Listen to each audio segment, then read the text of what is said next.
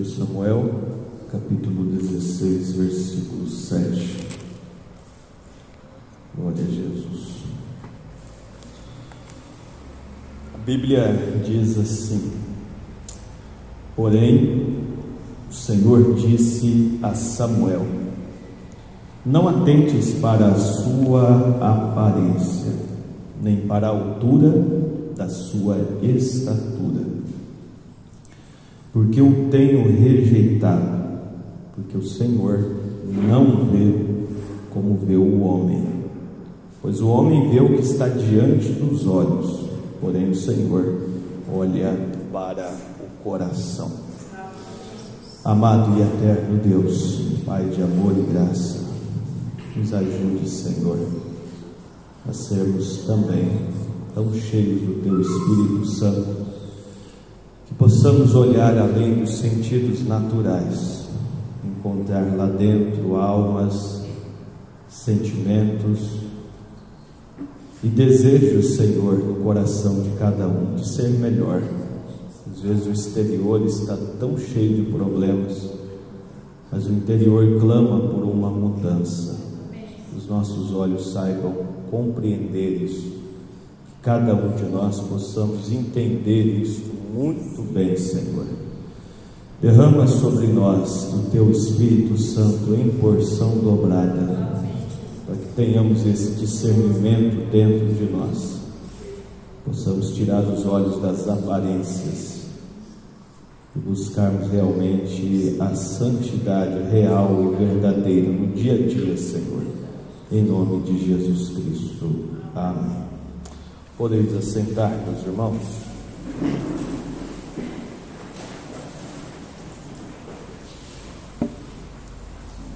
Deus abençoe todos os irmãos que nos visitam daqui de Presidente Epitácio. Deus nos abençoe grandemente.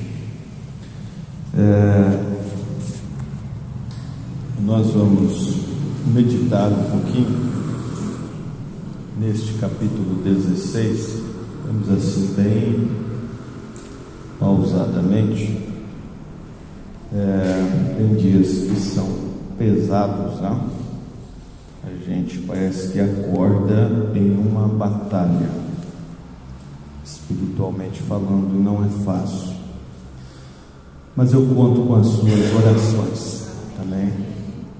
Nós fizemos até o capítulo 15 uma passada, um culto por capítulo praticamente, depois uma revisão.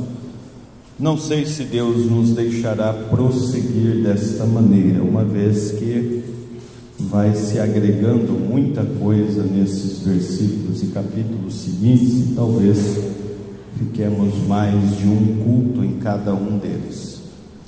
Mas eu quero destacar até aqui, até este ponto, esta rejeição de Deus a Saul. Lembrar que isto tem início justamente porque o povo queria viver de aparências. E você não pode ir à presença de Deus vivendo de aparências. Nada que você faça apenas para se aparecer às pessoas vai dar certo, nada. Se você tem um namoro de aparências, ele vai fracassar. Se tem um casamento de aparências apenas, vai fracassar. Na mensagem Escolhendo uma Noiva, o irmão Brana conta de um casamento que ele ministrou. Ele disse que era um casal tão bem sucedido que houve dias e dias de preparo para que se soubesse exatamente o que fazer, aonde a daminha ia entrar, por onde ia passar. Ele falou tudo sobre um luxo tão grande que encantava as pessoas. 7 dias de treino, se me falha a memória, para então conseguir chegar lá e realizar aquele casamento. Incrível. Mas ele diz assim que passado um ano ele volta até aquele lugar e ele encontrou uma casa tão perfeita que ele disse: eu podia dormir no tapete da sala, de tão macio que era. Mas era apenas algo aparente. Ele olhou pela janela e viu os dois lá dentro discutindo, brigando. E quando viram que ele tocou a campainha e que o irmão Brano estava em sua porta, um deu a mão para o outro, começou a sorrir um para o outro e chegou lá fora, e parecia que tudo estava tão bem, apenas a aparência. E é tão triste quando nós nos comprometemos a viver um evangelho de aparências. Ele se torna um evangelho fraco, inútil, sem substância alguma. É onde a gente vai parando, irmão, e isso vai nos ajudando a compreender muitas coisas. Sempre tenho dito que nós não podemos nos conformar. Isso é individual, não fica olhando para as outras pessoas e pensando: esse é o problema de lá, de cá. Não, traga sempre isto para dentro de você. Pense nisso com você, não com maldade, não, mas analise dentro de você. O que seria da sua família se você realmente empenhasse no evangelho, realmente abraçasse a causa da cruz? Não fosse apenas uma aparência religiosa, mas aquilo estivesse realmente emaranhado em você, amarrado dentro de você. Você acordasse pensando: e o que eu vou fazer para Cristo hoje? O que eu vou fazer para o reino de Deus hoje? Como vou fazer algo que agrade a Cristo hoje? Imagine se, ao invés de tecermos tantas fofocas e críticas e coisas tais, agíssemos neste intento. Todos nós. Aonde é que nós estaríamos? Mas muitas vezes optamos por um evangelho de aparência, onde temos boas roupas, temos bons bens, bons recursos financeiros, mas o essencial, que é o Espírito Santo, então esse nos falta. Então você vai ver que Israel, ao escolher para si um rei, como ele fez lá atrás, tirando Samuel, que era um homem que desde o seu nascimento Deus fazia parte da vida dele, não foi colocado lá por alguém, era escolha de Deus para estar naquela posição. Foi chamado por Deus, não quis, acordou de noite dizendo: eu quero ser um sacerdote. Não, ele foi chamado por Deus para ser. Nunca intentou aquela posição, mas Deus o colocou naquela posição. E ele por um longo tempo viveu ali corretamente, servindo, oferecendo sacrifício a Deus, como era o costume de então, sem haver nele falha alguma. Mas chegou um momento em que o povo olhou ao seu redor e viu que filisteus, que amalequitas, que outras tribos ao redor, todos eles tinham um rei para governar sobre eles. E para Israel não havia nenhum rei. Tinha lá um profeta, já de idade, velho, e eles disseram: não, nós queremos viver como os demais vivem lá fora. Tenho batido nisso aqui nos últimos tempos, que o modelo que você encontra em outros lugares não é o nosso modelo. Em cada canto, em cada lugar, Deus tem a sua maneira de trabalhar. Não vai ferir com a maneira deles, mas ela é única em seu lugar. Fomos levantados aqui para um lugar, para uma missão, melhor dizendo, que ninguém mais daria conta de fazer. Ninguém mais conseguiria fazer o que você tem feito, porque você é a peça principal para este lugar, para este momento e para esta hora. Cada tempo, o irmão Brana diz, ele carrega consigo uma mensagem, e reconhecer Deus e sua mensagem é essencial para não se atrapalhar na vida cristã. Não carrega-se a ideia de que nós estamos ainda no tempo da lei e começamos a levar a vida como se vivêssemos sob o jugo da lei, e não estamos mais sobre esse período da lei. Vivemos hoje sobre o tempo da graça de Deus, que exige de nós talvez até muito mais do que foi na lei, porém de uma maneira diferente. Então você vai vendo que quando você quer viver uma coisa apenas de aparência, ela começa indo bem. A escolha deles, como nós bem falamos aqui já repetidas vezes, foi uma escolha baseada na sua aparência. Em 1 Samuel 10, no versículo 23, diz assim, que eles correram e tomaram ele dali, quando ele estava escondido, lançaram sorte, tomaram a ele como rei, procuraram por ele, ele estava escondido. Deus veio e disse: não, ele está lá escondido, tira ele de lá.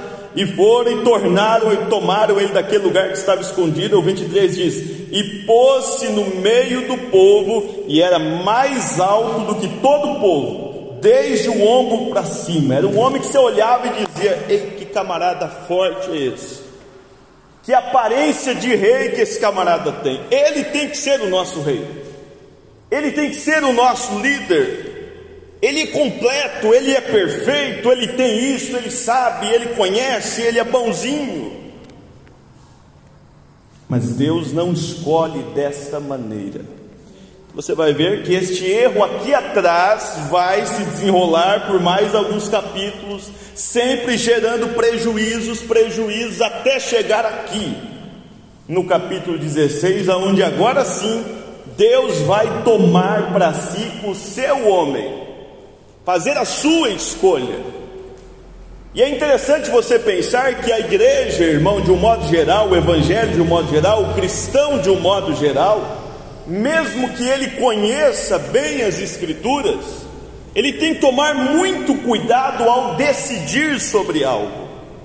Se você olhar para o Novo Testamento, verá no Novo Testamento que após Judas reconhecer o seu erro, o seu fracasso, e se humilhar e devolver aquelas moedas de prata, e cometer ali aquele suicídio cruel, a igreja precisou pôr outro no lugar, e ela fez todo o trâmite necessário. Vamos seguir os procedimentos, e fizeram os procedimentos, lançaram sorte, isso, aquilo, mas você pode pegar todo o procedimento e fazê-lo. Se Deus não te dirigiu a fazer, mesmo que o procedimento esteja certo, mesmo que a base seja bíblica, se Ele não te mandou fazer, você fracassa, você erra miseravelmente. Então você olha, o profeta exaltou isso e disse: você olha para a igreja, tentando fazer a sua escolha, mesmo que pela via correta, mas do seu jeito, lança sorte e escolhe Matias, e dali para frente você nunca mais vê a igreja sequer mencionar o nome de Matias mais. Não agregou em nada no Novo Testamento, no texto bíblico. Não temos mais nenhuma referência de Matias. 11 homens que andaram com Jesus o tempo todo, conhecedores, fizeram o procedimento certinho e não acertaram o alvo. Aí Deus vai lá, em Atos capítulo 7, capítulo 9, né? Atos capítulo 9, e olha para um judeu, o irmão Brana diz, de narizinho empinado, ruim, que só jararaca no canto, e olha para ele ruim, perseguindo cristãos, um homem que ninguém poria a mão nele, ninguém. Sabe aquela pessoa que você olha e diz assim: não, isso aí nem Jesus salva. Nem Jesus sabe, porque tem crente que a fé dele é limitada, ele não acredita que Jesus pode curar, pode salvar. Não, esse caso aí já era. Não existe já era para Jesus, não existe causa perdida para Deus. Esse homem não presta, olha, não presta aos teus olhos, aos nossos olhos pode não prestar. Talvez se estivéssemos lá na igreja primitiva, diríamos assim: Saulo, eu quero saber de Saulo aqui na igreja minha, não. Mande ele embora daqui, não quero saber de Saulo aqui. E Saulo foi a escolha de Deus para a era dos gentios, um mensageiro para os gentios, o mais estranho possível. Estava perseguindo, saiu de Damasco, indo em outra direção para perseguir cristãos, e neste caminho tem um encontro com Deus, vai parar em um determinado lugar, um profeta Ananias vem, olha por ele, cai como que fosse escamas dos seus olhos, simbolizando que ele estava pronto a ter uma nova visão, e dali para frente ele se reclua ali por 2 anos, aprende o que é o Evangelho, e então está pronto agora não escolheu estar ali, mas foi chamado por Deus para estar ali, escolhido a dedo por Deus, para ocupar aquele lugar. Você vai ver ele com jejum, com orações, a igreja ali depois de um tempo no livro de Atos, escolhendo ele para as suas missões, para sair viajando de um lugar para o outro, onde ia perseguindo e matando, agora estava indo entregar vida eterna às pessoas. Essa é a escolha de Deus. Olha que diferença. Dentro do Novo Testamento são de 14 a 16 livros que são autoria de Paulo. Não temos mais nada de Matias ali dentro. Então, quando Deus escolhe, o resultado é diferente, irmão. A igreja que ela anda, não sobre a ideia humana, mas sobre a direção de Deus, ela desenvolve, ela cresce. Mas a igreja que está ali parada, buscando a aparência apenas, buscando ter um bom quadro de membros, aceitando de tudo para ver se o dízimo da igreja aumenta, para ver se a oferta da igreja aumenta, então se permite de tudo para que a coisa flua e pareça que Deus está no meio. Então enchemos isso aqui de luzes e fazemos uma coisa assim cheia de aparência. Mas o importante, quando ele olhar do céu para cá, não interessa se a parede atrás do pregador está pintada ou não está, não interessa se tem isso ou não tem, se tem aquilo ou não tem. O que ele vai olhar é o que está no coração das pessoas, é lá dentro do coração. Está havendo uma transformação ou é só um ajuntamento social? Nós falamos no domingo que algumas igrejas, o irmão Brana lá nos seus dias, 1950, 60, ele disse: há igrejas aqui reunindo, fazendo concílios e tirando do inário a palavra sangue, porque é ofensiva para as pessoas. Então não vamos cantar mais sobre o sangue de Cristo. O que nós somos sem o sangue de Cristo? O que nós somos sem o sangue? Não somos nada. Nada. Mas o que é isso? É uma vontade de ficar bonito diante das pessoas. Nossa igreja? Não, nossa igreja não é sanguinária. Não, nosso pregador lá, ele sabe tudo sobre a ordem da pregação, sobre aquilo. Ele é muito ético no falar. É só isso que eles querem. Alguém que os iluda com palavras difíceis, que depois eles voltam para casa e não sabem nem o que aprendeu ali. Usa-se tantos discursos, tantas palavras fortes. O que é aquilo lá que o pastor falou? Eu nem lembro o que é aquela palavra que ele citou lá. Então é só a aparência, é só a casca da religião. E a casca, irmão, não segura vida nenhuma. Não segura. Então a ordem de Deus aqui, depois dessa catástrofe, vamos dizer assim, que foi este reinado de Saul, num certo sentido, ele vai lá agora e diz: ei, eu quero que você encha o teu vaso de azeite e vem. Falando para Samuel, o versículo 1 aí do capítulo 16. Ele repreendeu, como eu citei no culto passado: até quando terás dó de Saul, havendo eu rejeitado, para que não reine sobre Israel? Por que você vai ter dó dele ainda? Eu tenho rejeitado, é a escolha do povo. Agora enche o teu vaso de azeite e vem, e enviar-te-ei a Jessé o belemita, porque dentre os seus filhos me tenho provido de um rei. Vamos lá, profeta, tome o seu vasinho de azeite aí da unção e caminhe comigo. Vamos até onde está Jessé. Porém disse Samuel: como irei eu?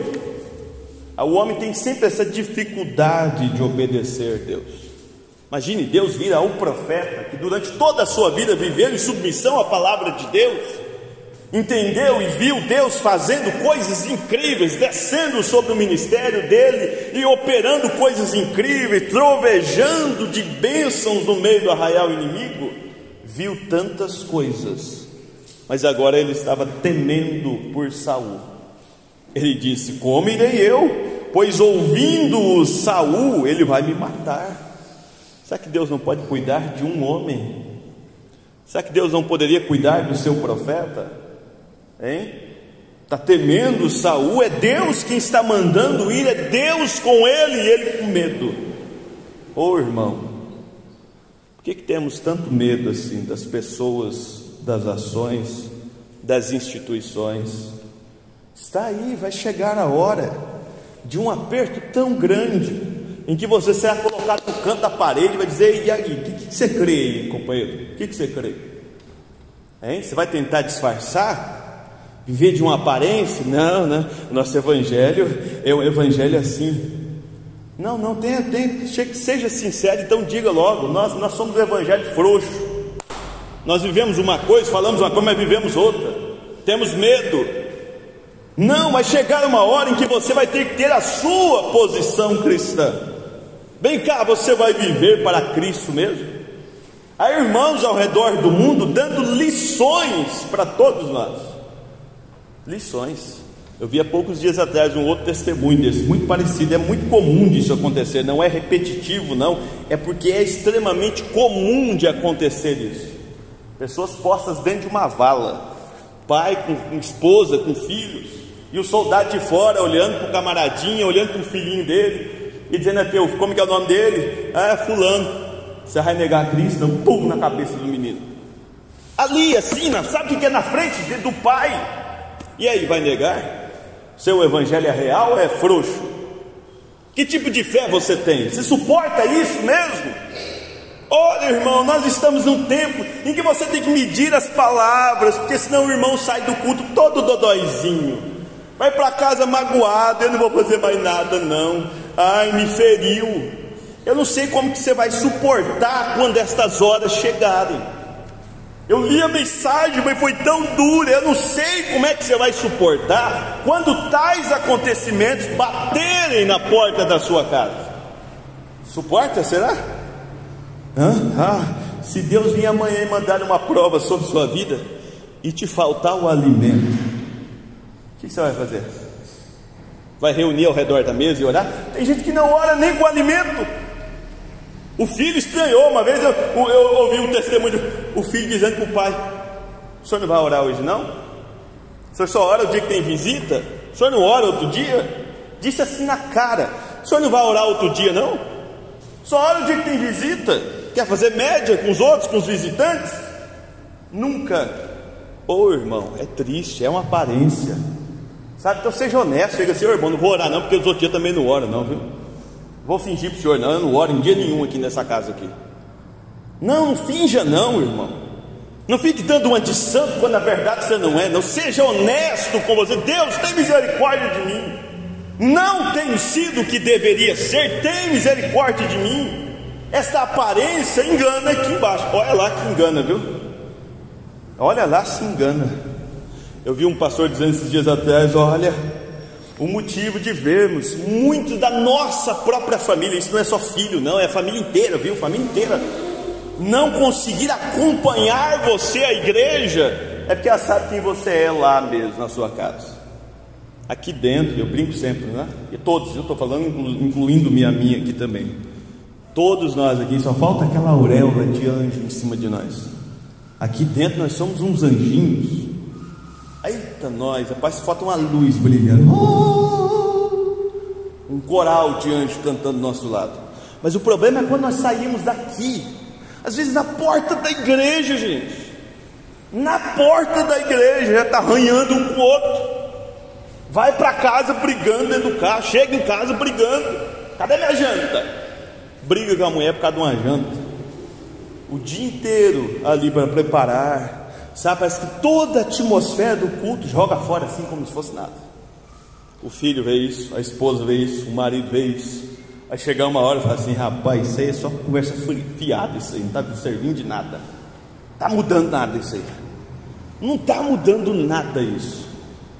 É assim, é só uma aparênciazinha. Aí ele vem dizer: vem cá, me segue aqui, vamos lá na casa de Gesel Belemita. Eu estou cansado de um rei de aparência.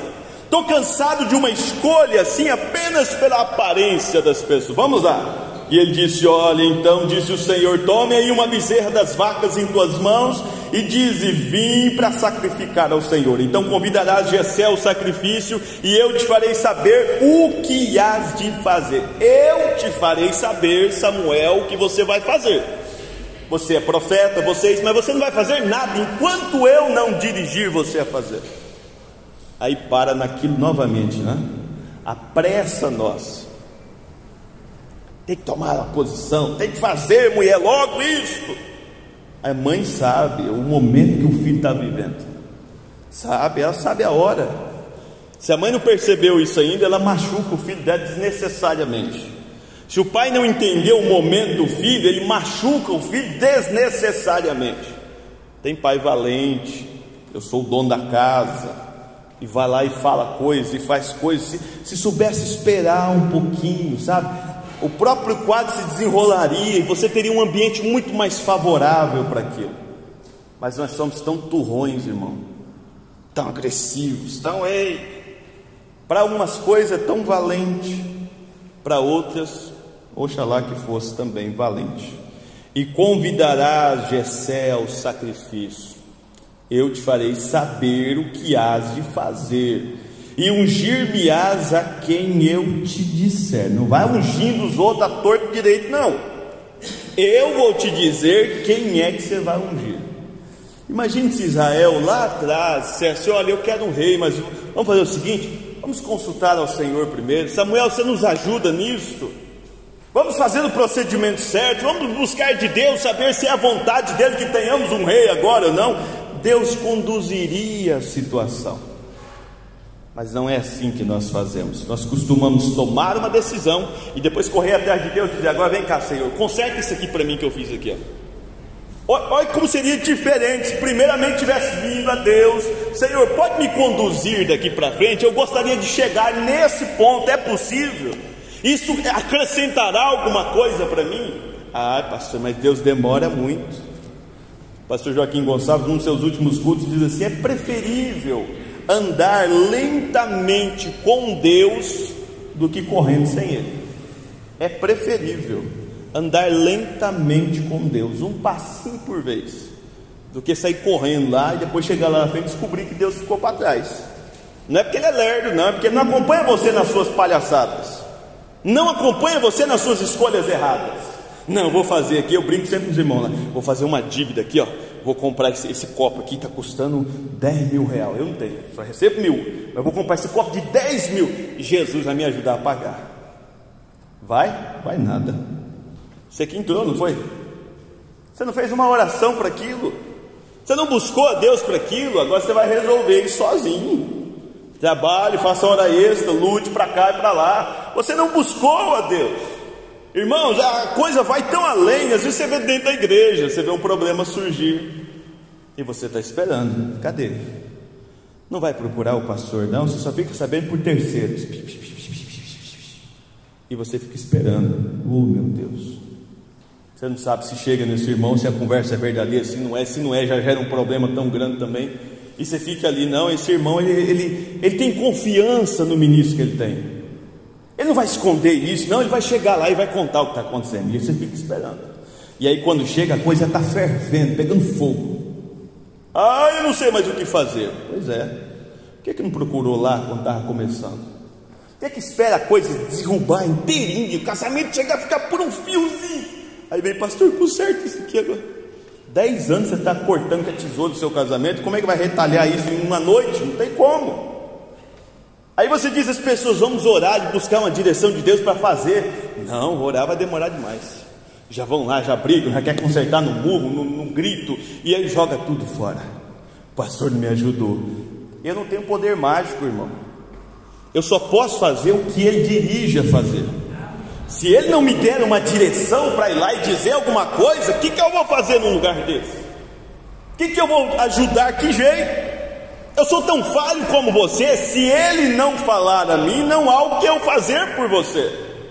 Por isso é interessante que quando a coisa começar a azedar para o seu lado, você diz: ei, pastor, me ajude em oração nisso, me ajude nisso aqui, me socorra nisso. E a gente começa junto, e a hora que Deus der a resposta, a gente consegue trabalhar o assunto. Mas esperar a coisa piorar, irmão, é complicado. Ungir-me-ás a quem eu te disser. E fez, pois, Samuel o que dissera o Senhor, e veio a Belém. Então os anciãos da cidade saíram ao encontro tremendo. A visita de um profeta, que respeito, vieram tremendo, com medo. De paz é a tua vinda, profeta. E ele disse: é de paz, vim sacrificar ao Senhor. Santificai-vos e vinde comigo ao sacrifício. E santificou ele a Jessé e os seus filhos, e os convidou ao sacrifício. E sucedeu que, entrando eles, viu Eliabe. Entrando ele, viu Eliabe. Quem é Eliabe? Primogênito de Jessé, o maior de todos os filhos de Jessé. Vamos imaginar uma fila assim, de 7 filhos. Jessé tinha 8, né? Conforme o texto bíblico. Ali tinha 7 filhos dele, naquele dia. Faz uma fila aqui dentro, aqui, santificou todos eles, pronto. Ele olhou e viu Eliabe e disse: aquele primogênito ali, ele tem cara de rei. Mas o próprio profeta,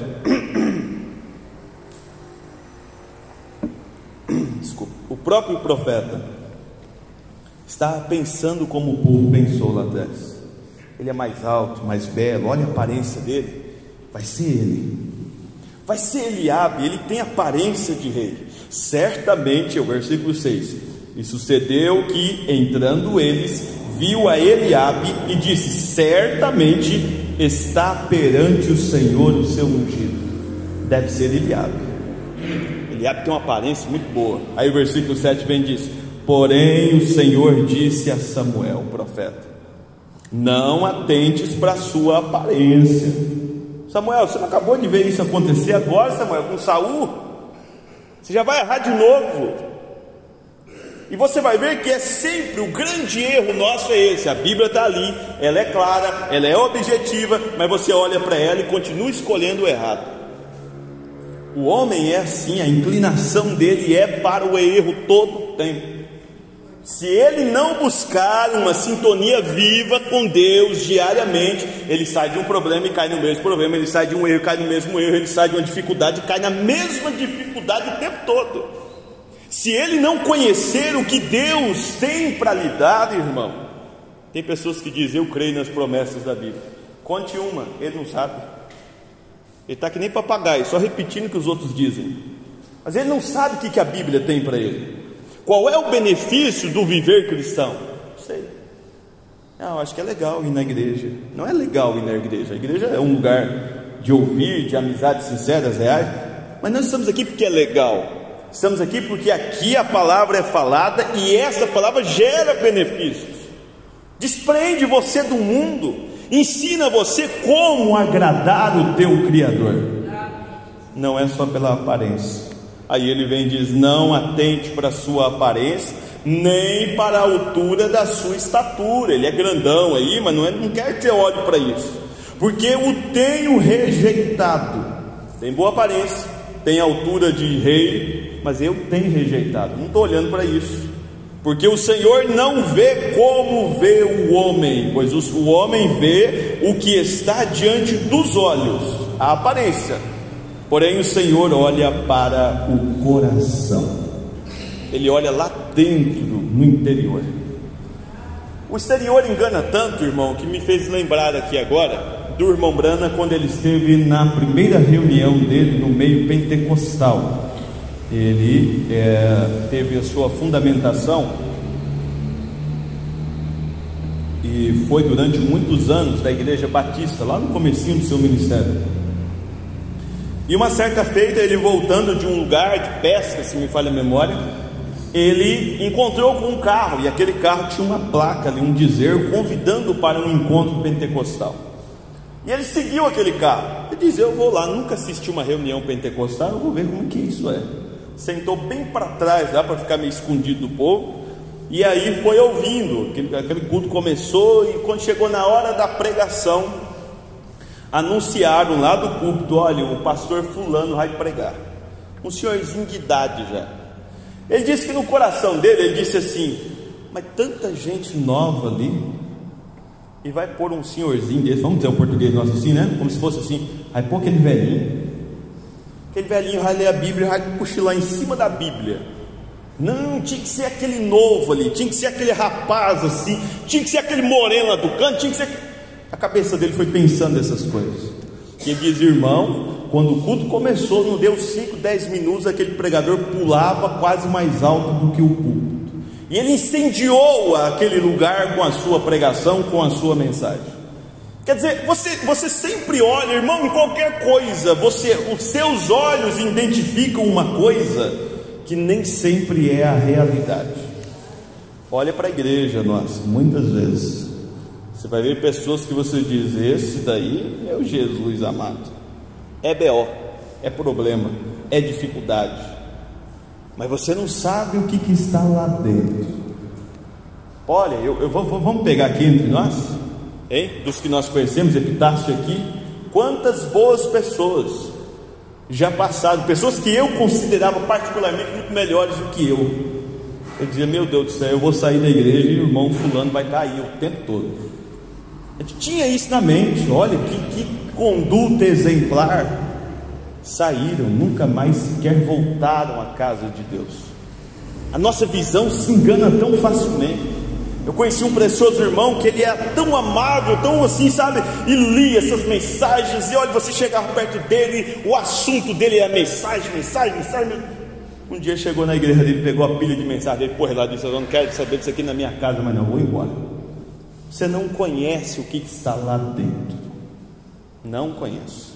Ele disse: olha, e você vai entender o porquê que o Senhor diz isso para ele. Então Deus vem e fala isso para ele: olha, o Senhor não vê como vê o homem, pois o homem vê o que está diante dos olhos, porém o Senhor olha para o coração. Então chamou Jessé a Abinadab, o segundo filho mais velho, a mesma coisa, e fez passar ele diante de Samuel, o profeta, e disse o Senhor: olha, disse Samuel, nem a este tem escolhido o Senhor. É o segundo mais belo, mais aparente, mas Deus também não escolheu. Então Jessé fez passar a Samá, em algumas bíblias pode estar Simeia, porém disse: tão pouco a este tem escolhido o Senhor. E assim fez passar Jessé os seus 7 filhos diante de Samuel. Porém Samuel disse a Jessé: o Senhor não tem escolhido estes, nenhum desses. As tuas 7 escolhas estão erradas, Jessé. Não, eu não estou atrás disso daí não, estou procurando uma coisa mais profunda do que isso. Disse mais Samuel a Jessé: acabaram-se os jovens, e disse: ainda falta o menor. Olha que escolha exótica, diferente. Ainda falta o menor. Mas o menor, o mais pequeno, o mais despreparado, não tem experiência de vida, vai ungir um homem desse como rei? Hein? Não, tinha que ser alguém com experiência tática, de batalhas, de isso, daquilo.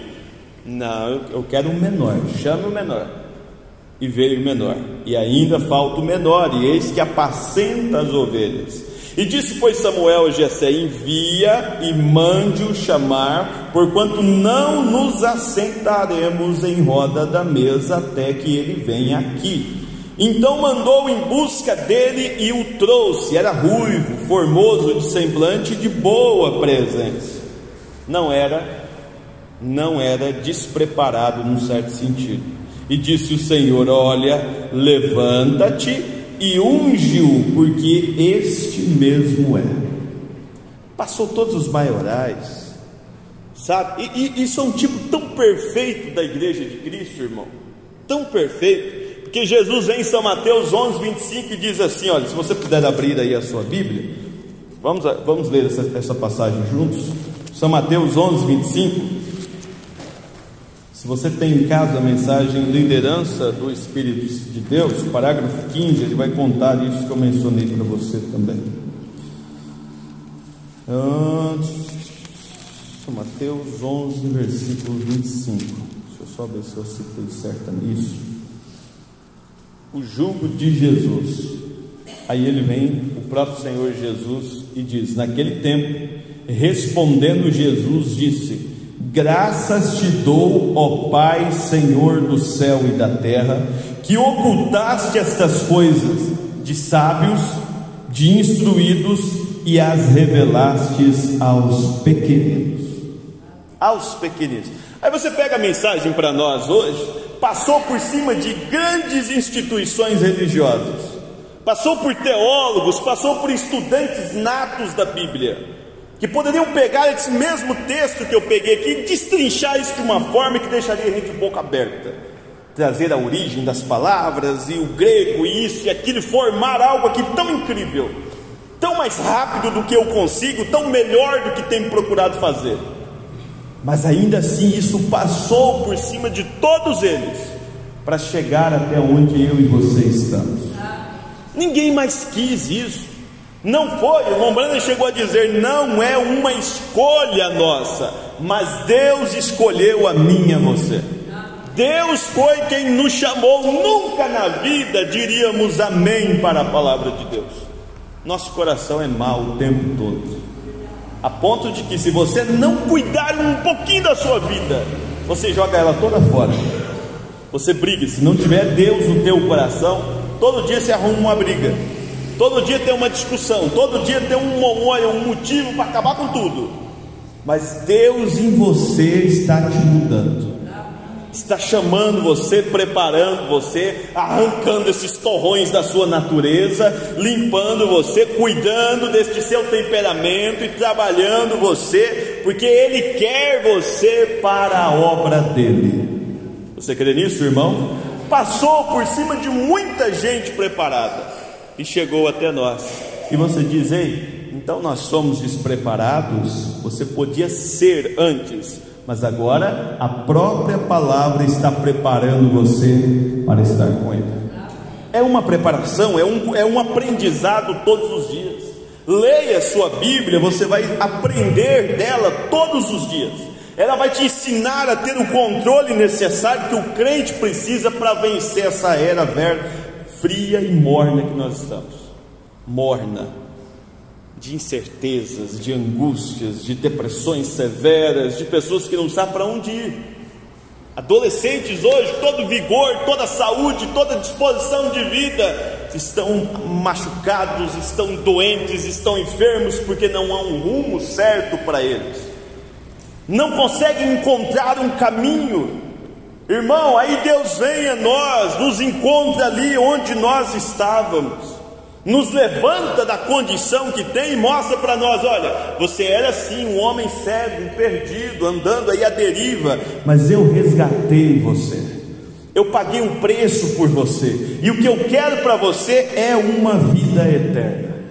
Aí eu paro e digo para você, como que vamos viver morno diante de uma notícia dessa, frios diante de uma notícia dessa? Não, o povo de Deus é sim o povo mais feliz da terra. Quem chegou à conscientização de que foi salvo do pecado para herdar uma vida eterna, ele carrega consigo uma alegria constante na alma. Está difícil, o problema é grande, a batalha é árdua, mas eu sei para onde eu estou indo. Está difícil porque eu estou caminhando e remando no caminho certo. É por isso que a coisa está complicada.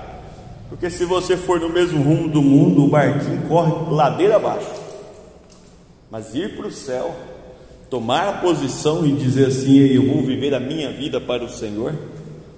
Nunca Paulo sofreu tanto em sua vida como ele sofreu do dia de Atos capítulo 9 versículo 6 para frente.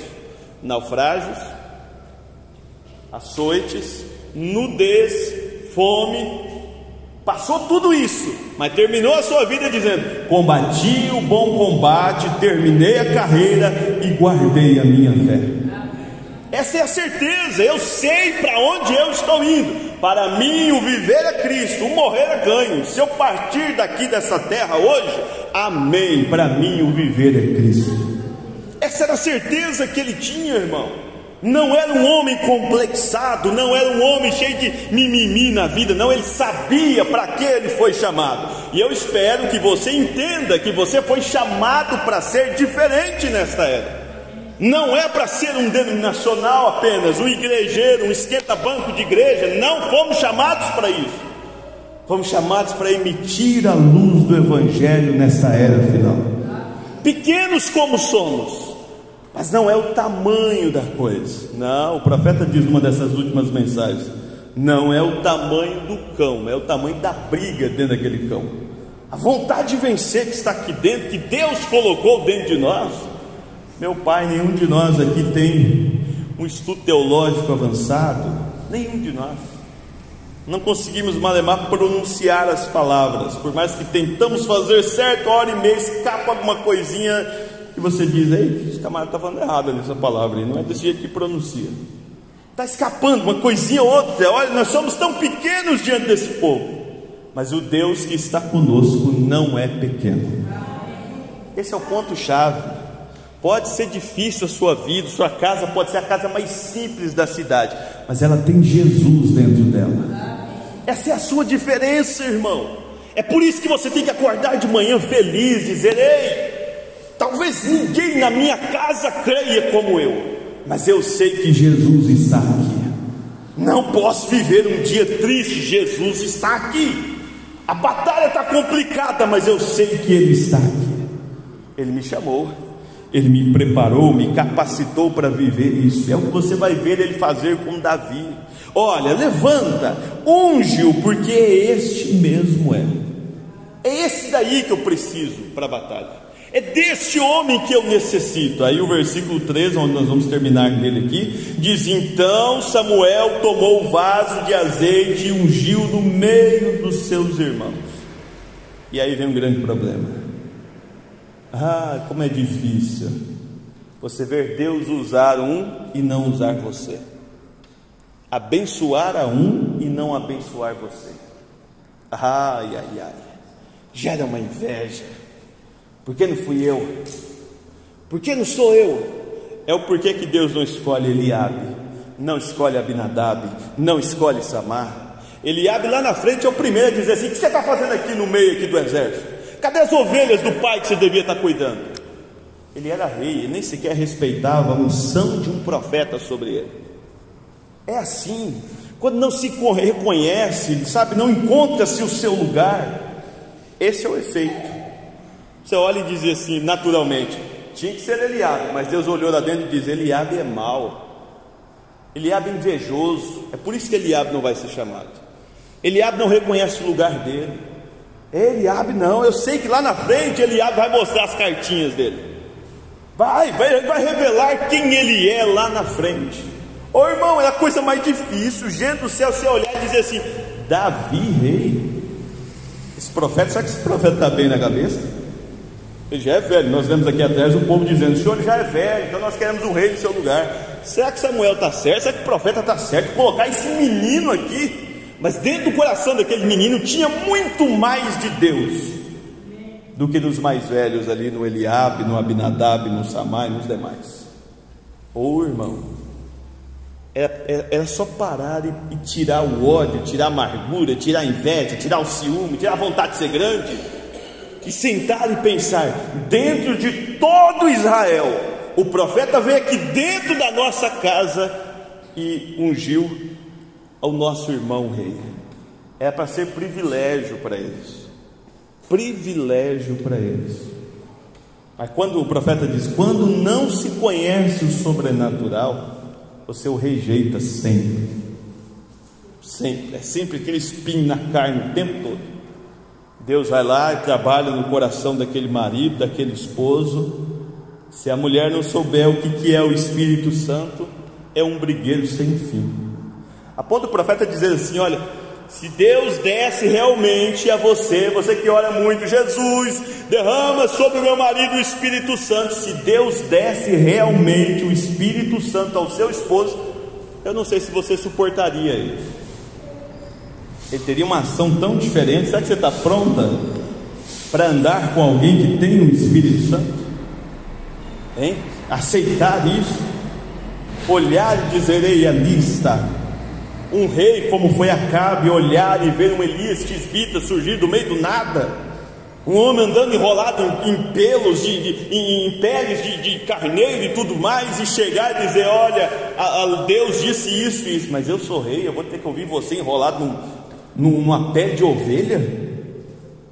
Herodes olhar ali e ver João Batista levantar comendo gafanhoto com mel silvestre e dizer assim: olha, não é lícito você possuir essa mulher.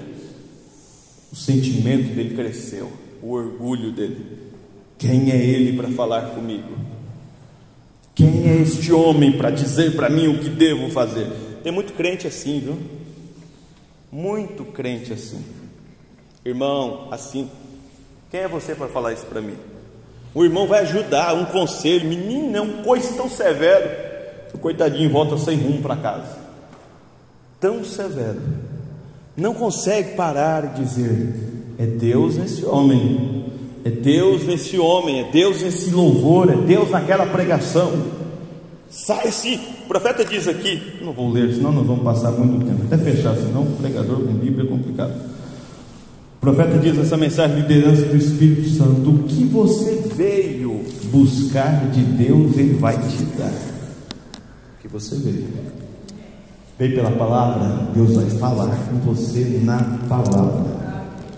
Mas veio já de casa, sabe, inflamado com alguma coisa, com um irmão, com outra irmã, é só o que você vai ver o mundo inteiro, é aquele irmão fazendo errado, porque você já está embirrado com ele.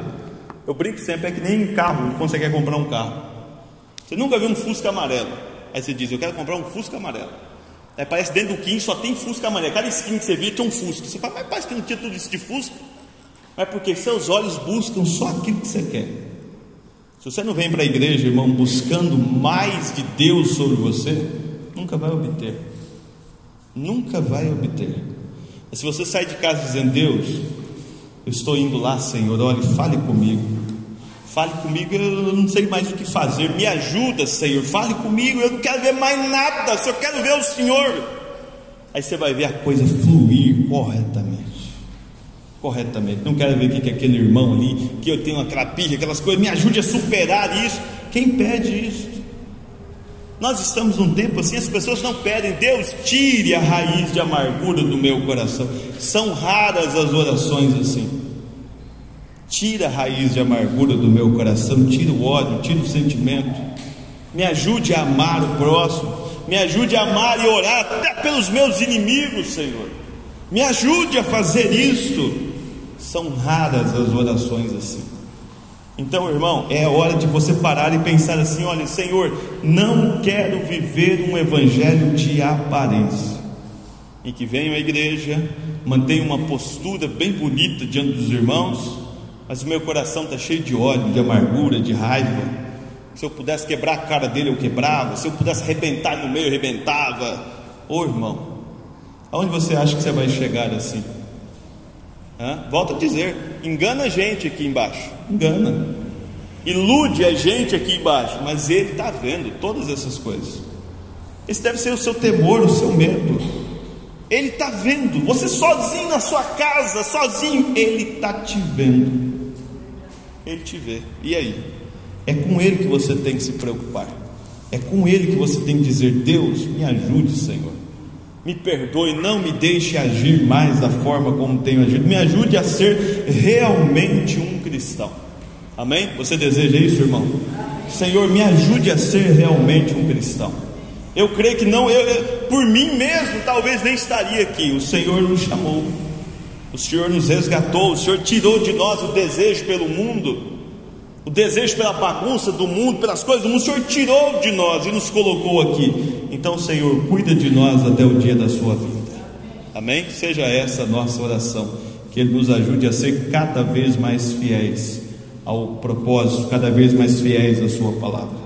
Vamos nos pôr de pé. Você pode, por favor, fechar os teus olhos um momento?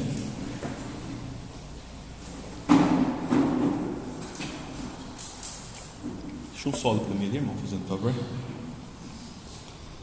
Os olhos fechados. Há alguém que antes da oração final gostaria de receber uma oração? Se houver, vem à frente, por favor, eu gostaria de orar por você. Talvez você precise de mais força. Passa uma fila no meio aqui, sentar, por favor. Talvez você precise de mais força, talvez você precise de mais da graça de Deus. Eu não quero que soe como uma palavra maldosa para você, não é esse o nosso intento, mas é talvez te despertar para aquilo que realmente é o Evangelho. Vamos orar. Fique com os olhos fechados, por favor.